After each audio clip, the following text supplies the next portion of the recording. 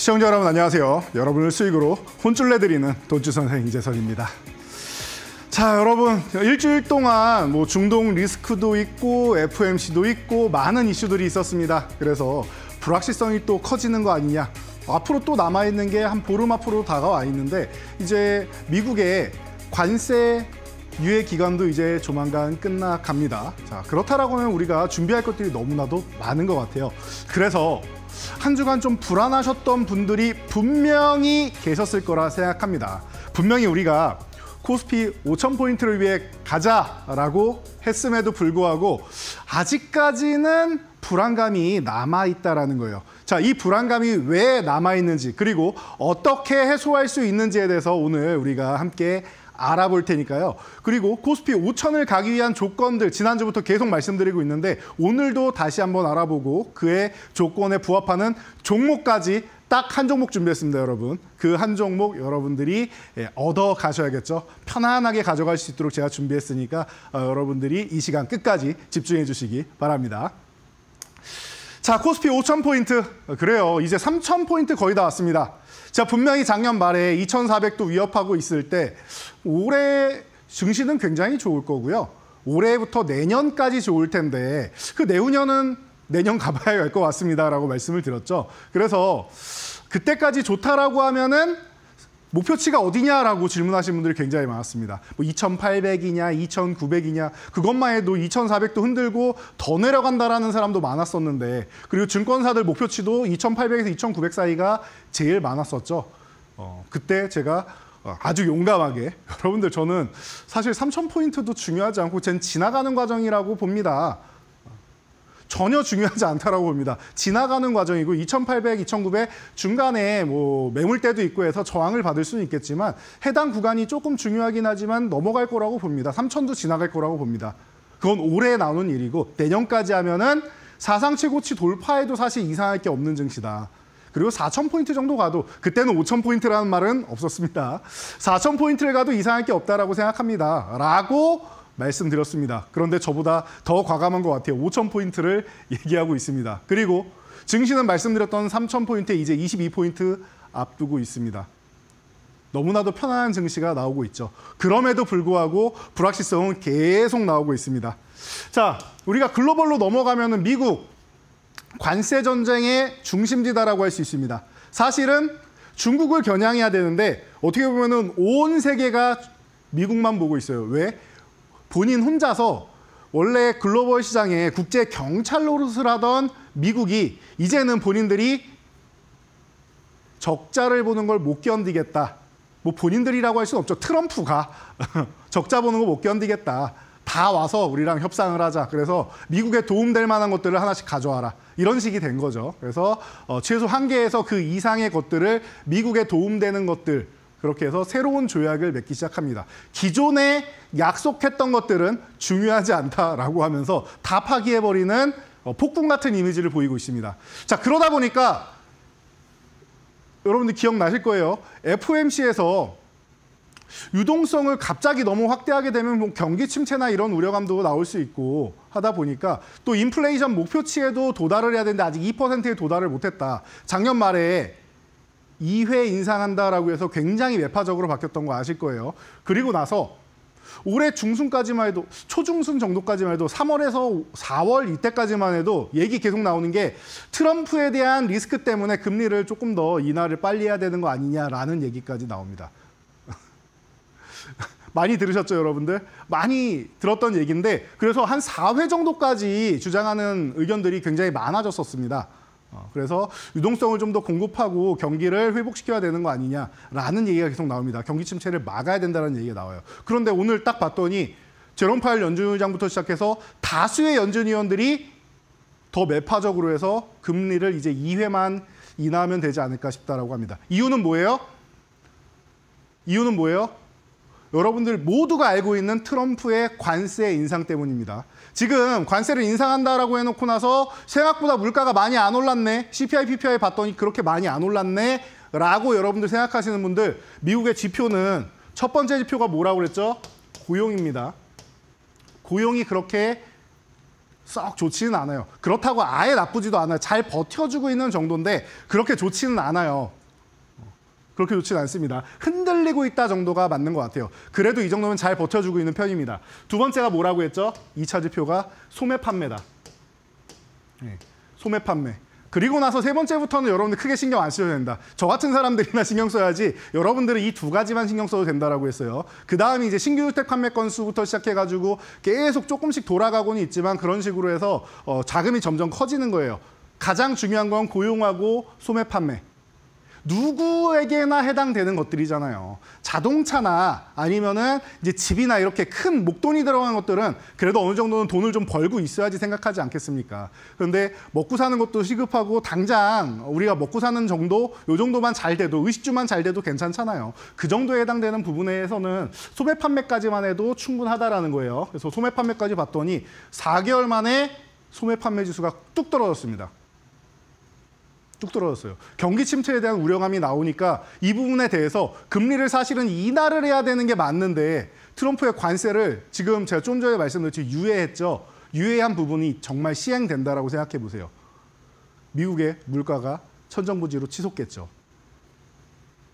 당연한 일 아닙니까? 그러니까 그런 부분까지 고려해서 빠르게 선제적으로 금리를 못 내리겠다라는 의견을 연준 위원들이 취합을 해가지고 발표를 하게 된 겁니다. 이 정도까지 흐름만 아시면 돼요, 여러분.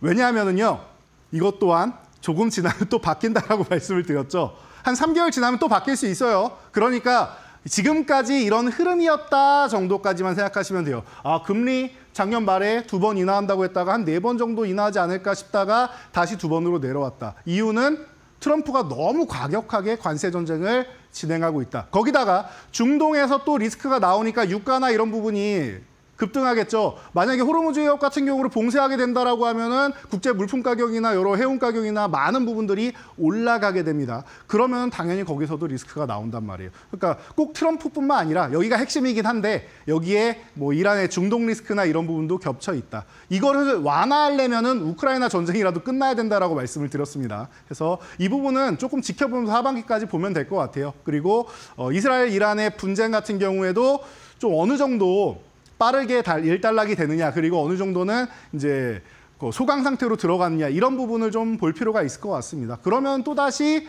금리에 대한 정책 기조가 바뀔 수 있다는 정도 보시면 돼요. 그래서 고용이 좀 흔들리고 있고 소매 판매가 뚝 떨어진 거, 이런 부분에 대해서는 여러분들이 생각하고 있어야 된다. 미국이 계속 이 기조를 유지하면은 경기 침체가 다시 한번 수면 위로 올라올 수 있고 그 핑계로 조정을 한번 만들 수 있다 정도까지만 생각하시면 돼요. 이게 앞으로 나올 수 있는 큰 그림 중 하나다 보시면 되고요. 물론 그거에 대해서 우크라이나 전쟁이 완화되면은 휴전이 나오게 되면은 물가가 조금 안정되겠구나 생각하시면 됩니다. 아주 편안한 이치가 아닌가 싶습니다.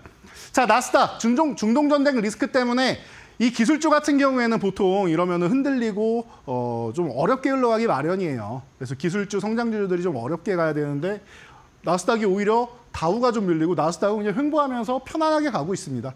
여러분들이 그렇게 걱정할 상황이 아니다라는 것을 다시 한번 보여주고 있는 게 미국 증시다라고 생각하시면 돼요. 그러니까 일주일 동안 여러분들, 그리고 금요일 날 에구머니나 하셨던 분들 제가 수급 분석해드리면서 제가 매일 오후 3시에, 오늘도 굉장히 바쁜 가운데 오후 3시에 여러분들 공개방송 열어가지고 다 안정화시켜드리고 장마감 도와드리고 있죠. 그리고 앞으로 어떻게 대응하면 되는지도 알려드리고 있습니다. 오셨던 분들이라고 하면, 금요일 날 들으셨던 분들이라면 주말 편안하게 나오셨을 거예요. 그리고 만약에 실시간으로 못 들었다 해도 제가 엠밴드 교육방에다 올려드린 수급 분석표나 이런 자료들만 보셨어도 여러분들 편안하게 나오셨을 겁니다. 외국인들이 어떤 상황이냐면요, 우리나라에다 수급을 만들어 놓은 게 위아래를 막아놓고 만약에 튄면은 다시 돌아오고 아래로 튀어도 다시 돌아오고 이런 수급 만들어 놨습니다. 그러니까 변동성을 축소하는데 움직여도 조금 올라갔다가 많이 올라가도 조금 올라간 정도로 내려올 것이고 많이 내려가도 조금 내려간 정도로 다시 회귀한다. 그러니까 이 안에서 움직이게 돼 있는 거예요. 튀어도 내려오고 이렇게 된단 말이에요. 외국인들이 이렇게 생각하고 있었단 말이에요. 이것을 지난주 금요일 날 알려드렸습니다. 그게 미 증시에도 지금 똑같이 움직이고 있죠. 우리나라 증시를 드리블하는 게 미국하고 유럽 아니겠습니까? 보통 미국이 제일 많지 않겠습니까? 그러면은 이 사람들의 의중을 읽으면은 우리나라 주식시장이 보인다라는 거예요. 그래서 제가 글로벌 증시를 한 바퀴 이렇게 쓱 돌아서 여러분 알려드리는 겁니다. 그러니까 큰 흐름만 잘 알고 가세요. 자, 독일은 별로 설명할 게 없어요. 이미 휴전 임박한 것처럼 움직이고 중동 리스크 때문에 살짝 쉬는데 이거는 최근에 많이 올랐으니까 V자 형식으로 너무 가파르게 올랐죠. 그러니까 휴식 구간 만든 정도다. 끝. 더 이상 설명 안 해도 될 것 같습니다. 이 정도 흐름이고요. 자, 중국은 관세 폭탄에 직격으로 맞는 나라다. 사실 타겟이 중국이다라고 할 수 있는데 그 타겟인 나라도 이렇게 안정적이에요, 여러분. 6개월 부분 관세 협의한 다음에 넘겼습니다.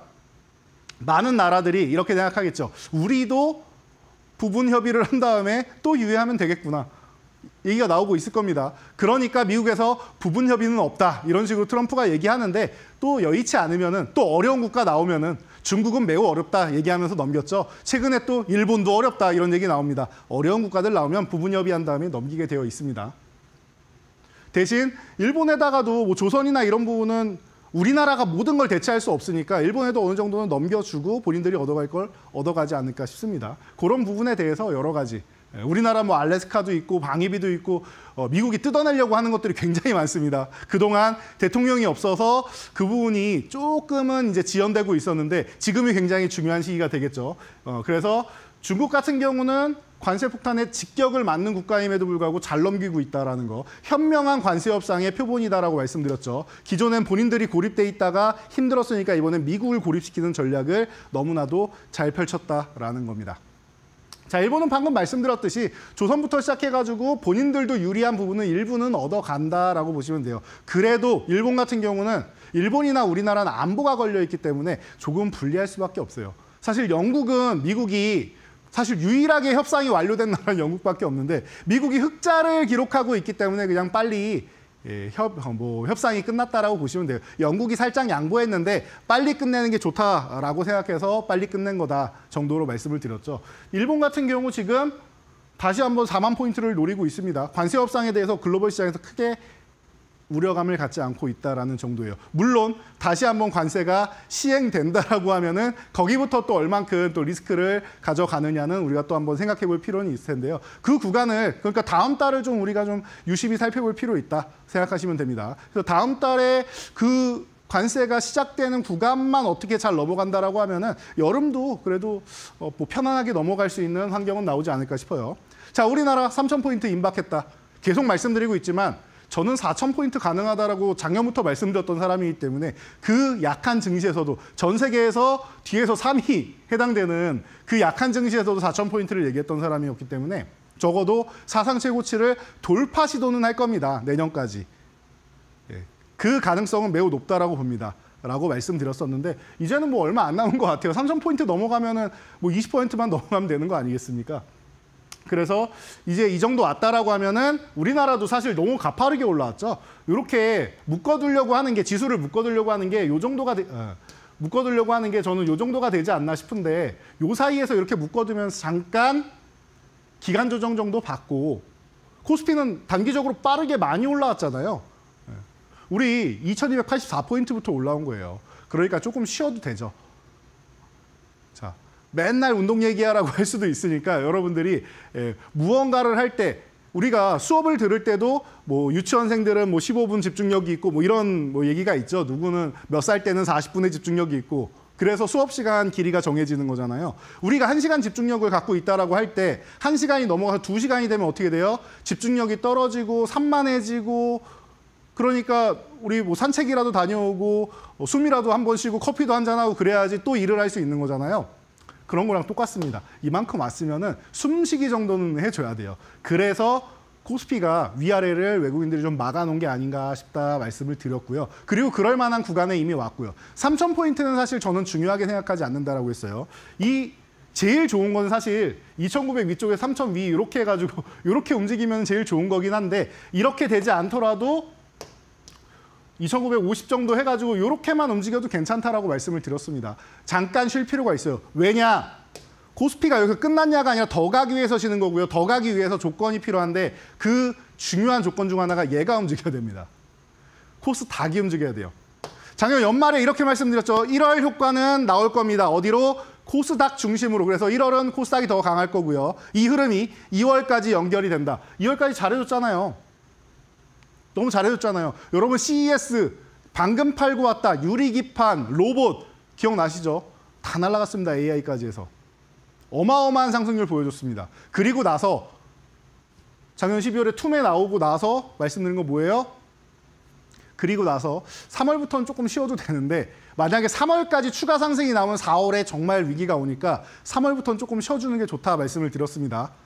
그런데 다행히 2월 하순부터 해서 3월에 잘 쉬었어요. 그리고 4월 초순까지 쉬었다. 그리고 4월 중순부터 반등이 시작된 거죠. 4월 초순까지 쉬면서 어떻게 됐습니까? 관세 리스크로 해가지고 어마어마한 하락이 나왔다. 이때 여러분들이 주식 다 팔고 떠납니까? 뭐 인버스를 삽니까? 말씀 많으셨는데 아니라고 했어요. 저는 작년 말부터 해서 서학개미분들 미국 주식 팔고 한국으로 돌아오셔야 됩니다라고 누누이 말씀드렸습니다. 작년 연말부터 제가 방송 나와서 공개적으로 말씀드렸던 내용이죠. 여러분들 제 생각에는 이제 수익 본 부분이 있다라고 하면은 그리고 수익을 봤어야 되는 타이밍이에요. 작년에. 예. 수익 본 부분이 있다라고 하면은 일부라도 정리를 하고 아니면 순차적으로 정리를 해서 한국 주식으로 돌아오시는 게 아마 수익률이 훨씬 더 좋으실 겁니다. 제가 이 신대가 시간에 계속 증명해드리고 있고 이데일리 TV를 통해서 여러분들께 증명을 해드리고 있습니다. 어마어마한 수익률들이 나오고 있어요. 그래서 이렇게 쉬는 구간에도 여러분 자신 있게 말씀드렸죠. 여러분 걱정하지 마세요. 이 구간 생각보다 빠르게 회복될 거고요. 이거는 역사적으로 반복되는 거예요. 정말로 문제가 있어서는 모르겠는데 불확실성 때문이었잖아요. 관세라는 불확실성. 조삼모사, 제가 원숭이 그림 들고 나와가지고 여러분들 조삼모사처럼 될 겁니다. 사실 유예한 게 좋은 게 아니죠. 원래 없는 게 나은 거잖아요. 그런데 유예나 완화만 시켜줘도 귀신같이 반등할 겁니다. 생각보다 빠르게 반등 나올 거니까 놀라지 마세요. 그러니까 여기서 물량을 놓치면 안 되고 오히려 밀려있는 구간에서 여러분들 종목이 안 좋다면은 종목을 정말 좋은 종목으로 지금이 교체할 타이밍입니다. 여러분 좋은 종목도 내려와 있고 안 좋은 종목도 내려와 있다라고 하면 안 좋은 종목을 매도해서 좋은 종목으로 교체하면은 회복이 훨씬 빠르다라고 말씀드렸어요. 기억나시죠? 그 구간입니다. 그리고 나서 귀신같이 올라왔죠. 그런데 어디예요, 여기가? 우리가 돌파하기를 그렇게 기원하던 780포인트 아닙니까? 계속 저항받던 구간이란 말이에요. 780포인트 아래는 뭐다? 지하실이다. 780포인트 위로 올라와야 이제 1층에서부터 햇빛을 맞이하기 시작하는 거예요. 그러면서부터 이제 건물을 이렇게 쌓아 올려야 되는데 코스피는 이제 한 층 한 층 쌓아 올리기 시작하는데 코스닥은 아직도 요 입구에 머물러 있습니다. 코스피가 쉬는 사이에 잠깐 쉬어야 된다고 했죠. 쉬는 사이에 코스닥이 여기를 돌파해서 날아가 줘야 돼요.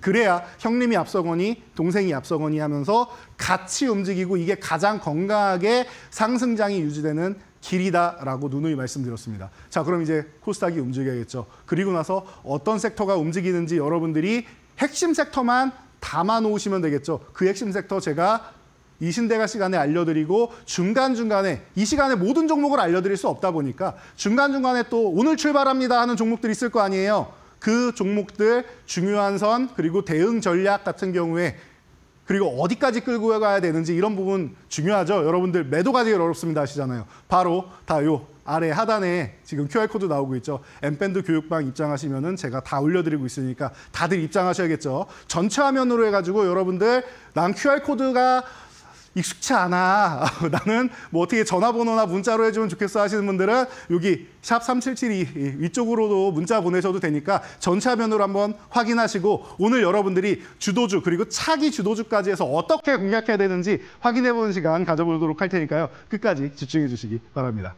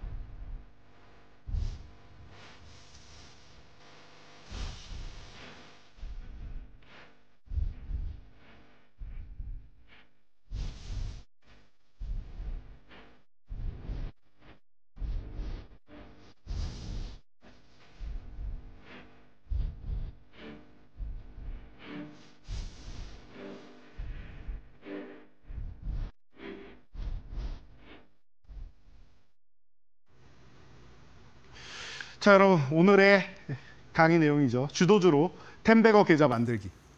자, 작년부터 분명히 이렇게 말씀드렸습니다. 이번 시장 너무 좋을 겁니다.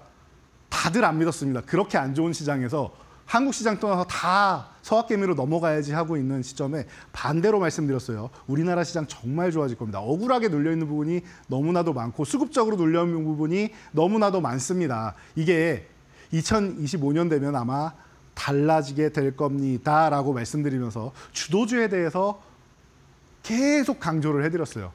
지금 조방원 모르시는 분들은 당연히 없으시겠죠. 과거에 이방원 시절이 있었고 2차 전지 방산조선 시절이 있었고 2차 전지가 지금 쉬고 조선이 올라와서 조방원의 시대가 왔습니다. 그래서 제가 계속 말씀드리는 게 주도주는 꺾일 때까지 들고 간다. 주도주는 죽지 않는다라고 말씀드렸어요. 주도주가 죽는다라고 하면 뭐예요? 그 시장이 한번 꺾이는 시장이 된다라고 생각하시면 돼요. 너무나도 간단하죠. 이번 시장이 첫 번째 1차 상승 나오고 나서 한번 꺾이는 시점이 주도주가 꺾이는 시점이에요. 너무 쉽잖아요. 너무 쉽잖아요. 이 상승장이 이래서 좋은 겁니다. 여러분들이 너무 편안하게 조정 시기까지도 알 수 있어요. 이 구간을 이탈해? 그러면은 리스크 관리를 조금 해야겠네. 이쪽 섹터도 방산도 이탈해? 리스크 관리해야겠네. 원전도 이탈해? 리스크 관리 좀 많이 해야겠구나. 이렇게 되는 거예요. 점점 현금을 늘려가는 타이밍을 주도주들이 알려줍니다. 그리고 그때는 바닥권에서 반란을 일으키는 종목들이나 개별 성향에 있는 종목들로 짧게 치고 빠지는 게 유리해지는 시장이 와요. 그 시장은 나중에 올 거니까 지금 걱정할 필요 없습니다. 중요한 거, 주도주는 죽지 않는다. 노병도 죽지 않고요. 주도주도 죽지 않습니다. 정말로 강력한 종목들이 주도주라는 거예요. 자, 그래서 지금 여러분들이 알고 있는 주도주, 그리고 하반기에는 차기 주도주들이 올라올 거라고 했어요. 차기 주도주를 여러분들이 포착해서 들고 있어야 됩니다. 지금은. 그래서 제가 주도주는 보유하신 분들의 영역이다. 혹시나 주도주를 지금 들고 있지 않으신 분들은 이거는 보유하신 분들한테 넘겨드리고 그분들이 추가적으로 그냥 수익 볼 수 있게 넘겨드리고 신규 진입은 차라리 차기 주도주를 여러분들이 바닥권에서 매수해서 기다리시면 편합니다라고 말씀드렸습니다. 이렇게 보는 거예요. 자, 조방원의 조선, 하나오션 가장 대표적인 종목이죠. 우리가 무수히 알려드렸으니까 35,000원 아래 내려올 때까지 기다려야 됩니다. 급등하는 거 추격하지 않습니다. 누누이 말씀드렸습니다. 저는 가격으로 말씀드린다고 했어요. 뭐 21선이니 뭐 추세가 이탈하면이 이렇게 추상적인 말씀 안 드립니다. 그렇게 말씀드려봤자 일부 아시는 분들만 아시고 나머지 분들은 모르시잖아요. 그건 좋은 교육이 아니라고 생각해요. 제가 항상 말씀드리지만 저는 목표가 중학생도 알아들을 수 있었으면 하는 교육을 하는 게 목표라고 했습니다. 그래서 정말 쉽게 알려드리려고 노력을 많이 하고 있습니다. 더 노력해야겠지만 지금만으로도 저는 충분히 쉽게 알려드리고 있는데 제가 또 더 주식을 잘하게 되면은 초등학생도 알 수 있게 설명할 수 있지 않을까 싶은데 지금은 그렇습니다. 숫자로 이렇게 알려드리면은 중학생 정도면은 이해할 수 있지 않을까 싶어요. 35,000원 아래로 내려가는 구간 기다려서 이 구간에서 우리는 본다. 간단하잖아요. 결과는 너무나도 쉽게 나옵니다. 우리가 대응 전략은 다 교육방에 오시면 알려드린다고 해서 교육방에도 숫자로 다 알려드리니까 오시면 볼 것 같고요. 될 것 같고요. 자, 벌써 187% 올라간 다음에 휴식. 제가 이거 휴식 필요하다고 했어요. 그래서 못 올라가도 여러분 걱정하지 마세요. 더 쉬어도 됩니다. 조선 더 쉬어도 됩니다. 쉬고 나서 어차피 더 가기 위해서 쉬는 거니까 여기서 쉬면은 조방원이잖아요. 조선이 먼저 움직였고 그러면 방산원전 움직여주면 되잖아요. 조선 쉴 때 얘네가 움직이면 돼요. 간단한 이치 아닙니까? 그래서 요즘에 방산원전이 좋죠. 그리고 방산원전이 이제 여기서 좀만 더 가면 쉴 것 같은데 좀만 더 가면 쉴 것 같은데 하니까 하나오션이 이제 다시 한번 움직이기 시작합니다. 저는 아직도 의심을 하지 않고 있는 게 하나에어로스페이스가 뭐 100만 원 넘어가고 뭐 이 하나오션이 이제 10만 원 넘어가고 이런 거에 대해서 단 한 번도 의심해 본 적이 없어요. 기존부터 여러분들한테 계속 말씀드렸던 그대로 중간에 쉴 수는 있어요. 이렇게 쉬는 구간은 필요해요. 가격 조정을 받던 가격 조정과 기간 조정을 받던 가격 조정만 갖고 기간 조정 없이 갈 수는 없나요? 질문하시는 분들이 있을 수 있는데 여러분들 가격 조정이 나오면 기간 조정이 필수로 동반으로 따라오고요.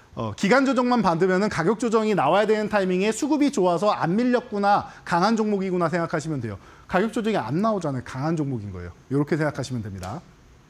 하나엔진 마찬가지죠. 대우조선해양이 하나의 피인수 되었고 HSD 엔진이 하나의 피인수 되어서 이제 육해공 다 맞췄다라고 했습니다. 그래서 어떻게 보면 방산을 위해서도 이쪽은 필요했다라고 볼 수 있는데 또 이 하나그룹이 모든 것을 지금 다 갖춰 나가기 시작했다. 그래서 하나에어로스페이스가 쓱 하나 오션도 인수하고 하다 보니까 시가총액 뭐 5위권 노리고 하는 게 자연스러운 현상인 것 같아요.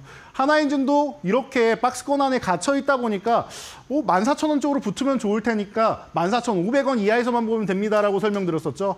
14,500원 이하 기다리는 것 중요하다. 누누이 말씀드렸습니다. 그러면서 수익은 자연스럽게 올라가는 거예요. 제가 세 자릿수 수익률 기본이고 보통 주도 섹터는 세 자릿수가 기본이고 웬만한 종목들 제가 바닥에서 여러분들 알려드리면은 한 40, 50%는 어렵지 않습니다. 라고 항상 말씀드리죠. 기본이 40, 50%고 세 자릿수 수익률은 1도 아니다. 지금 100%, 100% 이렇게 나오고 있는데 하나에어로스페이스는 어때요?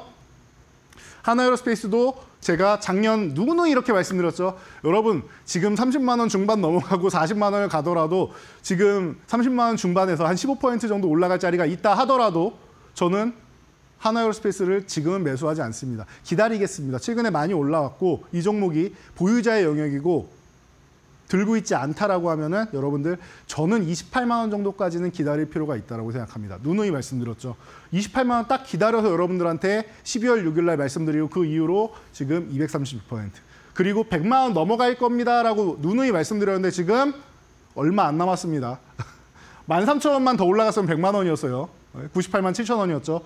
이게 대장의 위용이다라는 거. 시가총액 상위에서 이제 시총까지도 끌고 갈 수 있는 그런 위험을 차지하기 시작했다라는 거. 하나시스템, 하나에어로스페이스 쉬어야 되니까 급등했다가 이렇게 내려오는 구간이면 너무 감사한데요. 여기부터 밀릴 때마다 모아가도 되고 그냥 이 구간에 사서 기다리시면 될 것 같습니다. 적어도 정고점은 가고 저는 방산이 정고점을 넘어갈 거라고 생각합니다. 라고 누누이 말씀드렸습니다. 어때요? 지금도 여러분들이 오시면 딱 확인할 수 있는 게 65,000원 유지하면 보유, 이탈시 매도. 이 구간을 여러분들이 확인하실 수 있습니다. 올라가면 여러분들 제가 하락할 때 지지선 얘기하는 사람 하수라고 했습니다. 어설프게 한 거예요. 하락할 때는 지지선이 아니라 지지선을 깨고 내려가니까 하락장이다. 그러니까 여기서 반등 나오면 어디서 현금을 더 크게 확보할지만 보면 된다. 저항선 보는 거라고 했죠. 반대로 올라갈 때는 어디가 저항인가 보는 게 아니라 이제 내가 매도하고 싶은 저항을 보는 게 맞아요. 단기 급등 종목이 나왔거나 슈팅이 나왔으면 저항을 보는 게 맞는데 저항을 보는 것도 좋지만 지지선을 보는 게 맞지 않나 싶어요. 그래서 65,000원 유지하면 그냥 보유하시면 되지 않나 싶습니다. 조금 여유 있게 보시는 분은 6만 원 정도까지 보시면 되고요. 또 요 사이만 유지해 주면은 저는 더 들고 가도 된다고 봅니다. 이렇게 해서 대응 전략을 숫자로 다 알려드리고 있잖아요. 어디서? 저희 교육방에서 말이죠. 여러분들 입장하신 분들은 모두 다 이걸 확인하고 계시죠. 자, LIG 넥스원 마찬가지입니다. 제가 하나에어로스페이스에 이어서 2등주입니다라고 누누이 말씀을 드렸어요. 그래서 하나에어로스페이스가 갈 때 같이 움직이면서 LIG 넥스원도 어마어마한 수익률을 올릴 것이다. 조금 늦게 샀죠. 거의 한 달하고도 한 20일 가까이 늦게 샀는데 한 달 보름보다 더 늦게 샀는데 1월 23일 날 여러분들 이 종목도 하나 시스템처럼 여기서 꺾일 종목이 아닌데 내려와 있어요. 너무 감사한 구간이에요. 꺾였는데 뭐가 감사하냐? 여러분들 아직 매수 안 하셨으니까 매수할 수 있도록 여기 내려와 준 겁니다. 너무 싼 구간이니까 여러분들 보셔야 됩니다라고 누누이 말씀을 드리죠. 그리고 나서 어떻게 됩니까? 134%. 100%는 다 기본이에요. 현대로템. 이 종목은 저도 이렇게까지 강력하게 올라갈 거라고는 생각을 못했어요. 왜냐하면 가장 무거운 종목이고 보통 억울한 종목이라고 제가 많이 표현하는데 이 현대가 들어가는 이 현대로템, 뭐 현대위아, 현대모비스 뭐 등등, 현대차도 그렇고요. 기아도 그렇고 이쪽은 너무나도 억울하게 잘 못 움직여요. 너무 무거워요. 그런데 그 울분을 현대로템이 좀 해소해주지 않았나 싶습니다. 이 종목 제가 바닥권에서 12월 달에 알려드리고 교육해드리고 나서 뭐라고 했습니까? 지금 20만 원 구간 유지하면 그냥 들고 가면 된다. 그런데 벌써 300%가 넘었어요. 300%가 넘었습니다. 정확하게 이 주식 클래스, 신대가 이전에 시작하는 마켓 이너 시간에 여러분들께 알려드렸던 종목이에요. 너무나도 편하게 올라오고 있죠. 이게 주도주의입니다, 여러분. 이게 주도주예요. 조선 방산 쪽이 종목이 좀 좋은 게 많아가지고 이쪽을 많이 설명드렸어요, 저는. 조선 같은 경우는 하나오션이 대장이고 그 뒤에 뭐 삼성중공업 정도 따라가는 정도 여러분들 체크하시고 나머지는 기자재 쪽 보시는 게 좋습니다라고 하면서 이 시간에도 성광밴드니 이제 뭐 동성화인텍이니 그리고 현대임스니 이런 종목도 타이밍마다 알려드렸잖아요. 그렇게 보시는 거고 방산 쪽에 정말 좋은 종목들이 많아서 방산을 많이 알려드렸죠. 그리고 바로 이 종목 BHI.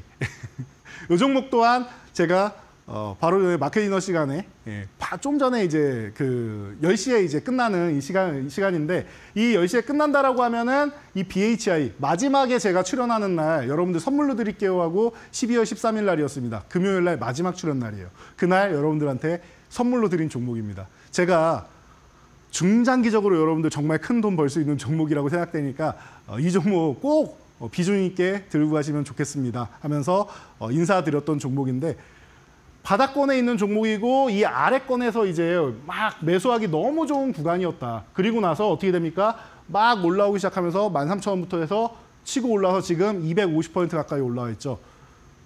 끝났습니까? 아직도 안 끝났어요. 상승한 다음에 살짝 횡보하고 상승한 다음에 살짝 횡보하고 그리고 또 상승한 다음에 횡보하고 그리고 또 상승한 다음에 여기서 또 살짝 횡보해도 괜찮아요. 더 간다는 뜻이에요.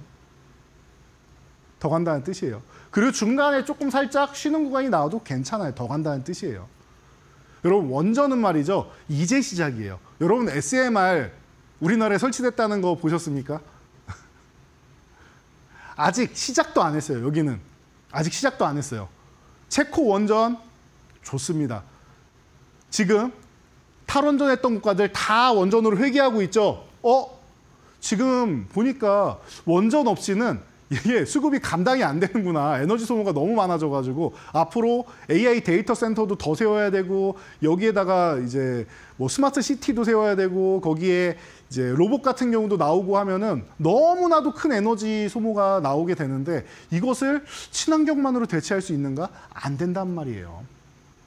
앞으로 내연기관도 안 쓴다라고 하는데 화석연료 안 쓴다라고 하는데 탄소 제로 시대가 오는데 그러니까 그거에 대해서 뭐 완벽하게 좋다라고 할 수는 없지만 중간에 대체 자원으로서 원전을 빼고는 얘기할 수가 없겠구나라는 생각이 미국뿐만 아니라 유럽까지도 쓱 퍼져나가면서 전 세계적으로 돌고 있단 말이에요. 원전 끝입니까? 전 체코가 시작이라고 봅니다. 우리나라 원전 수출은 체코가 시작이라고 봐요.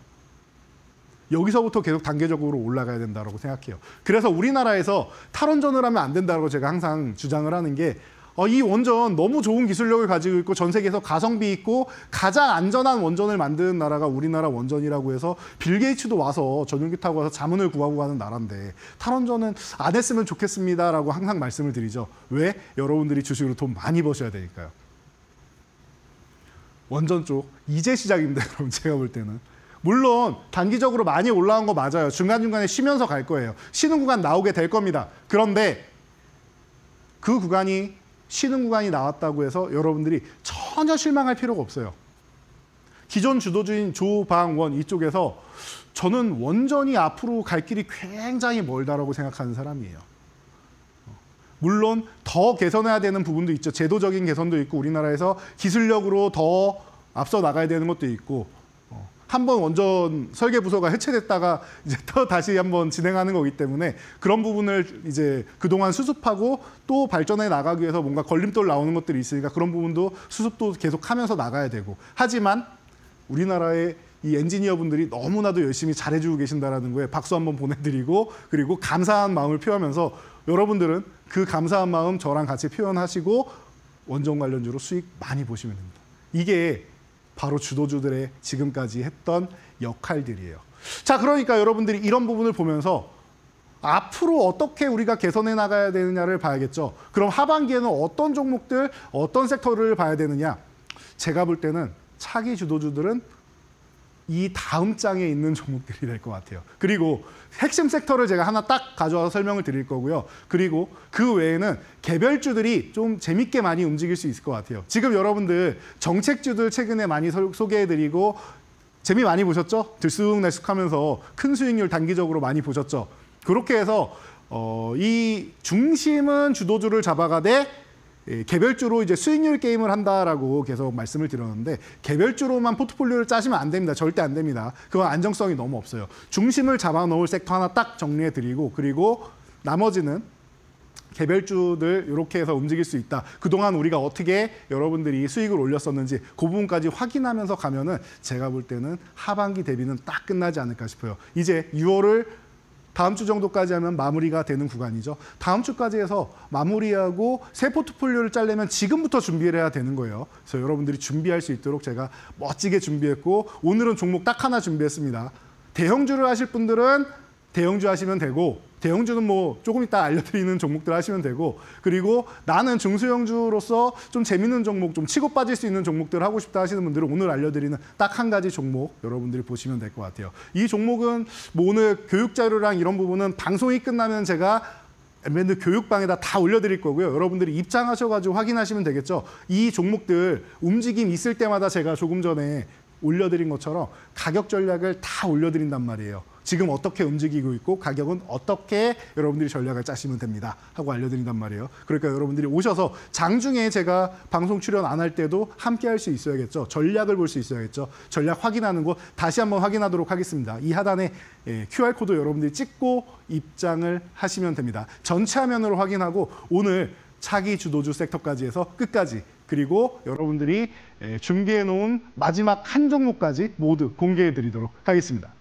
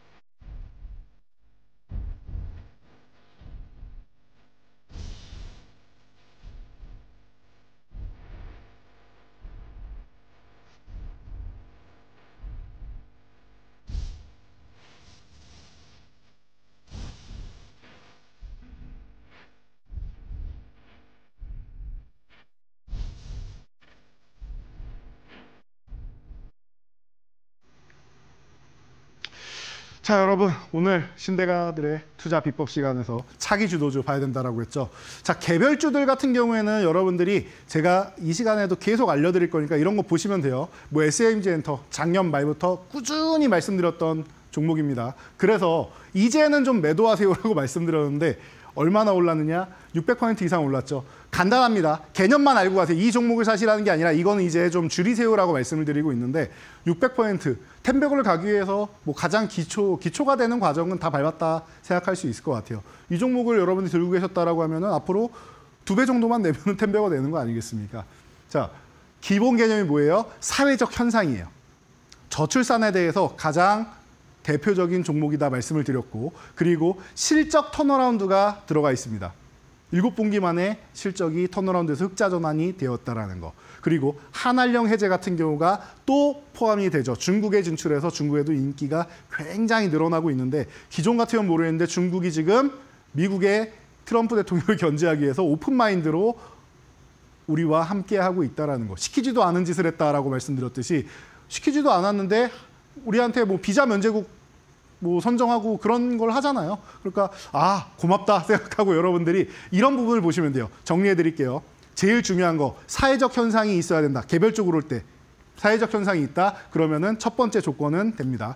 혹 또 다른 조건이 필요하다. 실적 턴어라운드 되는 이런 섹터의 종목이다. 너무 좋은 거예요. 개별 종목이어도 실적 턴어라운드가 된다. 주시장에 영원한 테마 2가지 있다고 했죠. M&A 테마, 실적 턴어라운드 테마. 그중에서 M&A 테마는 여러분들이 미리 알기가 어렵지만 실적 턴어라운드 되는 것은 추세를 보면 알 수 있다. 큰 그림을 그리면은 알 수 있다라는 겁니다. 거기에 한알령 해제 같은 경우 그리고 관세무 풍지대 같은 경우 이런 부분을 여러분들이 보시면 돼요.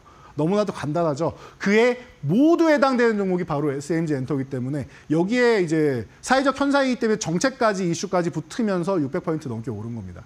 더 올라갈 수도 있다고 생각하지만 말씀드렸듯이 기존에 보유하신 분들도 1,000만 원 투자하셨으면은 7,360만 원 된 거잖아요. 그러면은 6천만 원을 1,000만 원 투자했죠. 6천만 원을 빼서 다른 종목에 투자해도 여기에는 1,360만 원이 남는 겁니다, 여러분.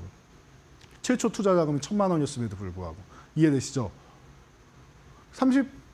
36% 수익 본 상태로 그만큼만 들고 가시라는 거예요. 추가 수익은 그걸로 보시고 나머지 6천만 원은 차기 주도주 쪽을 본다. 이렇게 해서 다시 말씀드릴게요. 이렇게 정리해 드릴 테니까 여러분들이 이런 종목들 앞으로도 계속 나올 겁니다.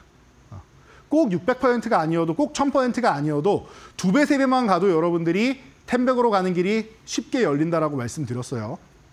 이렇게 보는 거예요. 그래서 최소 2~3배 정도는 가면 편안해지고 대여섯 배 정도 가면은 그 다음에는 그 종목이 있다라고 하면 그 저번에 2배만 가면 된다라고 말씀드렸잖아요. 10배고 한 번에 10배를 가려니까 어려운 거지 단계별로 쌓아나가면은 차곡차곡 쌓아나가면 충분히 가능하다. 내년까지 가능하다. 작년부터 해서 지금까지 이미 이렇게 수익 본 부분이 있지만 여기까지 수익을 못 봤다라고 쳐도 올해 하반기부터 시작해도 여러분들 내년까지 10배고 충분히 가능하다라고 했어요. 제가 여러분들 앞에서 방송에서 이렇게 말씀드리면서 정말로 가능할지 안 할지 여러분들 계속 한번 검증해 보세요. 전 지금까지 검증을 해드렸고 자신 있게 말씀드린 대로 종목들이 멋지게 여러분들 계좌에서 수익률로 보답해 드렸다라고 생각합니다. 그러니까 여러분들이 이런 부분 잘 보시면 될 것 같아요. 공개적으로 이렇게 방송에서 알려드리는 종목만으로도 여러분들이 뭐 100%는 기본이고 최소 40~50% 그리고 이렇게 600% 그리고 다음에 인벤티지랩 같은 경우도 비만, 사회적 현상이죠. 그런데 사실 우리나라는 저는 그렇게 생각합니다. 미국이나 이런 데는 비만율이 정말 심각하신 분들이 많은데 우리나라는 비만이 심각해서 건강이 심각해서 물론 그것도 있지만 사실은 미용 목적을 위해서 사용하시는 분들이 더 많지 않나 싶어요. 우리나라는 서양에 비하면은 그래도 식문화 자체가 요즘엔 우리도 많이 서구화됐지만 식문화 자체가 그래도 좀 건강한 편이라서 어마어마하게 이렇게 치료까지 받아야 될 비만이 많으냐라고 하면 그건 또 물음표예요. 사실 우리가 뭐 운동만 조금 해도 그렇게까지 문제가 되지 않을 것 같은 분들이 더 많은데 그런 분들이 많이 사용하고 있다. 그런데 저도 이렇게 주사로 해가지고 맞는 거는 사실은 조금 무섭고요. 주사 맞는 거는 애나 어른이나 똑같은 것 같습니다. 무섭고요. 딱히 뭐 제가 아파가지고 맞는 건 아니니까. 그런데 뱃살은 요즘 하도 앉아서 일을 하니까 잘 안 들어가더라고요. 저랑 비슷하게 생각하시는 분들 많이 있으실 거예요. 그러면은 뱃살이나 이런 부분 생각하면은 생각은 있는데 이게 패치제나 경구용이 나오면은 좋을 것 같아요. 그래서 노보노디스크가 준비했습니다. 리벨서스를. 여러분 경구용입니다 했는데 웬걸. 효과는 분명히 어느 정도는 나왔는데 오리지널 약보다는 주사 맞는 것보다는 좀 덜하지만 어느 정도 나왔는데 흡수율이 0.33%밖에 안 돼요. 그러다 보니까 문제가 돼서 이 흡수율을 해결을 해야겠구나라고 했는데 인벤티지랩이 이 플랫폼을 통해서 74배나 높였습니다. 무려 24.3%. 그러니까 노보노디스크 지사에서 전화 오고 각 글로벌 빅파마들이 전화가 쇄도한다라고 하죠. 어마어마하다라고 합니다. 이제 앞으로 이제 무슨 학회나 이런 세미나 나올 때마다 인벤티지랩은 어마어마한 관심을 갖지 않을까 싶습니다. 자, 그러다 보니까 이 종목이 여러분들 3월 13일 날 교육해드리고 사실 1월부터 해서 꾸준히 교육은 해드렸어요. 왜냐하면 미리미리 대비하셔야 됩니다. 공부하셔야 됩니다. 밀릴 때마다 모아가셔야 됩니다. 그리고 3월 13일 날 딱 말씀드리고 나서 뭐예요? 319%. 멋지게 올라오고 있습니다. 이런 게 개별주는 사회적 천상 그리고 사람들이 원하는 니즈가 있는 쪽으로 가야 된다는 거예요. 그리고 이것 또한 글로벌 시장에서 핵심으로 자리 잡고 있는 것들이죠. 이런 플랫폼 기업들이 중요하다. 그리고 ADC 쪽이 중요하다. 이쪽 두 가지가 뭐예요? 핵심이다라고 누누이 말씀드렸는데 그런 부분을 여러분들이 계속 보면서 나아가시면 될 것 같아요. 우리나라 개별주들. 바이오주들 좋아하시는 분들은 그렇게 보시면 되고 바이오주 안 좋아한다라고 하면 조금 전에 말씀드린 사회적 현상 생각하시면 돼요. SMG 엔터 같은 거. 이렇게 해서 보시는 거예요. 뭐 G2파워 같은 경우도 제가 원전주이긴 하지만 뭐 짧게 치고 빠질 수 있습니다. 말씀드렸는데 지금도 뭐 꾸준히 좋은 모습 보이면서 70% 넘게 올라왔는데 이제 고점 돌파 노리고 있으니까 한번 기대 한번 해보시고요. 자, 그래서 이제 바닥 섹터 중에서 여러분들이 봐야 되는 거 차기 주도주 뭐가 있느냐라고 질문을 하시면 저는 누누이 이 섹터가 안 올랐습니다. 너무 억울합니다라고 말씀드립니다. 눈치채신 분들 분명히 계실 텐데요. 반도체주예요. SK하이닉스 기본적으로 HBM의 대장 그리고 유리기판 하면 SKC가 대장 이런 식으로 여러분들 보시면 돼요. 여기에 뭐 한미반도체도 있고 쭉쭉 연결해 나가잖아요. 우리가 이런 부분들 보시는 거예요. 여러분들이. 여러분, 제가 SK하이닉스를 이렇게 말씀드렸습니다. 여러분들 이번에 하락 끝나고 나서 사실 지주사를 먼저 봐야 된다라고 말씀드렸어요. 제가 3, 4월에 하락이 나온 다음에 코스피가 먼저 좋아질 텐데 코스피가 좋아지는 타이밍에 기존 조방원이나 이런 섹터 가지고는 사실 힘이 좀 부족합니다. 정책주는 애초에 시가총액 상위 종목들이 아니기 때문에 끌고 갈 수가 없어요, 지수를. 조방원이 부족하기 때문에 여기에 같이 붙어줘야 되는 게 금융주, 지주사주가 붙으면은 시가총액이 어느 정도 확보가 되면서 지수를 끌고 갈 수 있습니다라고 있습니다. 그래서 코스피가 지금 3천 부근에 가 있는 거예요. 그리고 나서 이제 조방원이 좀 쉬고 지주사도 좀 쉬고 해야 되는 타이밍이 오죠. 이제 조만간. 그러면 그 쉬는 타이밍에 더 가기 위해 쉬는 거라고 했어요. 그 타이밍에 이 시가총액을 다 함께 들고 와서 뒷받침해 줄 수 있는 섹터 반도체가 최고예요. 그리고 반도체가 못 간다는 것 자체가 말이 안 돼요. 어불성설. 여러분 AI 시대입니다. AI에 필수로 들어가는 반도체 중에 HBM, AR을 위해서 만든 거 아니에요. GPU가 이렇게 있고 엔비디아에서 만든 GPU가 떡하니 있고 이 주변에 HBM 있는 거잖아요.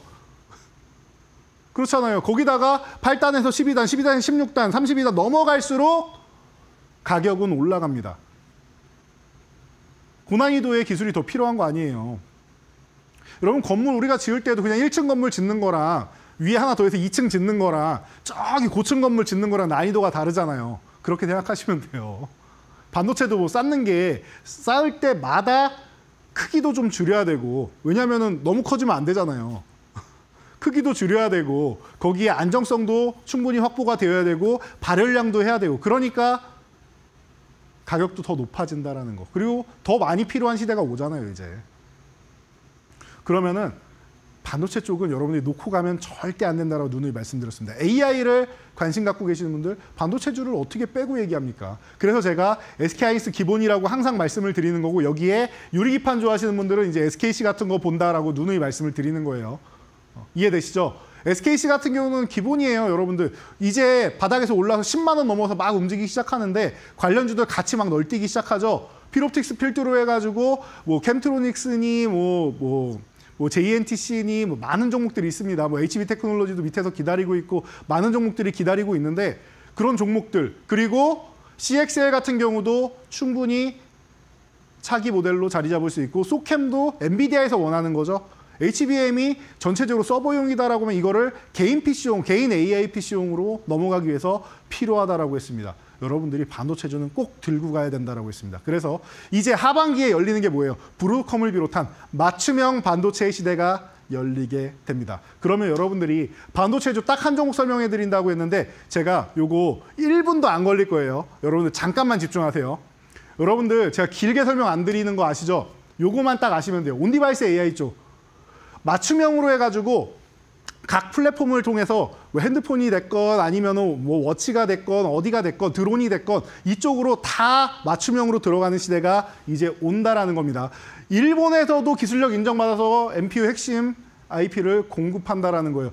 가장 기본이 되는 것들을 하는 기본이에요. 그러니까 여러분들 편하게 보시면 되고요. 현재가부터 시작해서 위로 올라간다라고 하면 딱 2만 원까지 여러분들이 체크하면서 보시면 될 것 같아요. 지금 14,400원 제가 볼 때는 상승 초입입니다. 이제 막 천양봉 만들고 여기도 거래대금이 안 붙었죠. 양봉이라고 했는데 이제 거래대금 조금 붙여가지고 올라왔는데 더 큰 거래대금 붙어야 됩니다. 올라왔다가 쉬는 구간 너무 아름다운 구간입니다. 이렇게 해서 여러분들 보시고 13,000원 이탈하면 리스크 관리 정도까지만 한번 하신다고 생각하시면 돼요. 여러분들 브로드컴의 시대가 열린다라고 하면은 맞춤형 반도체의 시대가 열린다라는 거 꼭 생각하시면 좋을 것 같습니다.